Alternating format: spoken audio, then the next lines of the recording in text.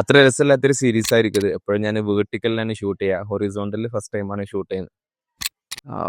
6 AM club എന്ന് പറയുന്ന ഒരു ഫിറ്റ്നസ് ക്ലബ്ബ് കേരളത്തിൽ സ്റ്റാർട്ട് ചെയ്തതിൻ്റെ പിന്നിലുള്ള സ്റ്റോറി, എന്തുകൊണ്ട് അങ്ങനത്തെ ഒരു ക്ലബ്ബ് ഇന്നിവിടെ റെലവൻസ് ഉണ്ട്, എന്തുകൊണ്ട് അത് സ്റ്റാർട്ട് ചെയ്തു എന്നുള്ളത് എൻ്റെ ജേർണി എന്ന് പറയാൻ വേണ്ടിയിട്ടാണ്. മേ ബി 6 AM ക്ലബിൻ്റെ കുട്ടിക്കാലം എങ്ങനെയായിരുന്നു, ഇപ്പം ഗ്രാജുവേഷനിൽ എത്തിയിട്ടുണ്ടോ എന്നൊക്കെ ഒന്ന് പറയാൻ വേണ്ടിയിട്ടാണ് ഈ ഒരു സീരീസ് ഞാൻ സ്റ്റാർട്ട് ചെയ്യുന്നത്. ഇപ്പം ഞാനുള്ളത് ഹൈദരാബാദിലാണ്.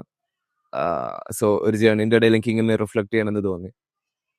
2020 കോവിഡിന്റെ സമയത്ത് നമുക്ക് എല്ലാവരും വീട്ടിൽ കഷ്ടപ്പെട്ട സമയമായിരുന്നു കോവിഡ്.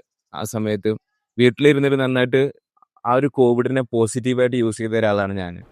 എനിക്ക് കോവിഡ് കാരണം വീട്ടിൽ ഇരിക്കേണ്ടി വന്നത്. എനിക്ക് 3 മാസം ക്വാറന്റൈൻ ഉണ്ടായിരുന്നു. ആ സമയത്ത് കാലിസ്തെനിക്സിന്റെ കുറേ സ്കില്ലുകളൊക്കെ വീട്ടിൽ നിന്ന് ഞാൻ പഠിച്ച്, ആ പഠിച്ചത് വെച്ചിട്ട് പിന്നീട് ഞാൻ ആളുകളെ പഠിപ്പിക്കാൻ വേണ്ടി തുടങ്ങി. പിന്നീട് ഞാൻ അതിൽ സർട്ടിഫിക്കേഷൻ എടുത്ത്, അങ്ങനെയാണ് എൻ്റെ ഒരു ഫിറ്റ്നസിന്റെ കരിയർ ഞാൻ സ്റ്റാർട്ട് ചെയ്യുന്നത്. ഒരിക്കലും ഫിറ്റ്നസിന്റെ ഒരു ബാക്ക്ഗ്രൗണ്ടും ഇല്ലാത്ത ഒരാളായിരുന്നു ഞാൻ.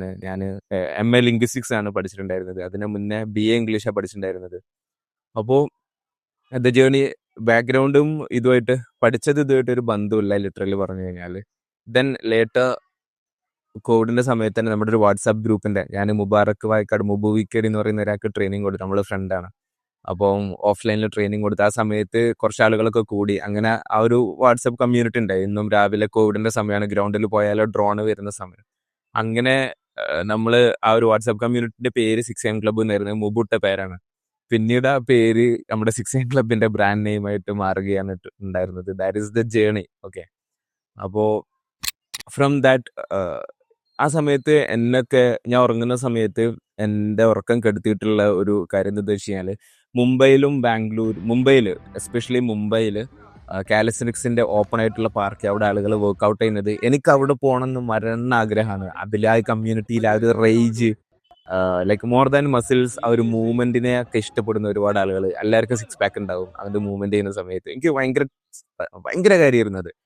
അപ്പോൾ എനിക്ക് അവിടെ പോകണമെന്ന് ഭയങ്കര ആഗ്രഹം. അങ്ങനെ ടിക്കറ്റ് ഒക്കെ നോക്കും ഞാൻ, അവിടെ എങ്ങനെ പോകേണ്ടി പറ്റുക, അവിടെ ഇന്റേൺഷിപ്പ് ഉണ്ടോ, വോളണ്ടിയറിംഗ് ഉണ്ടോ, ജോബിനുള്ള കപ്പാസിറ്റി ഇല്ല, കാരണം എനിക്കത് അറിയില്ലല്ലോ.